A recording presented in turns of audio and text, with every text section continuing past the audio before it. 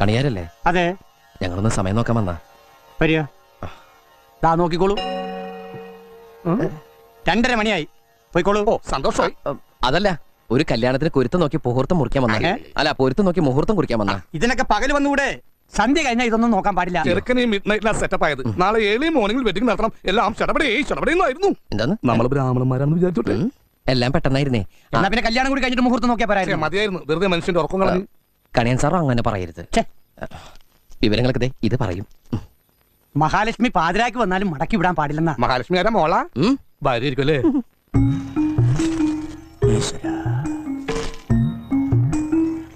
ജാതകങ്ങൾ തമ്മിൽ ചേർച്ചക്കുറവൊന്നും. 10-7 പൊരുത്തമുണ്ട്. പക്ഷേ ഒരു കുഴപ്പം കാണുന്നുണ്ടല്ലോ.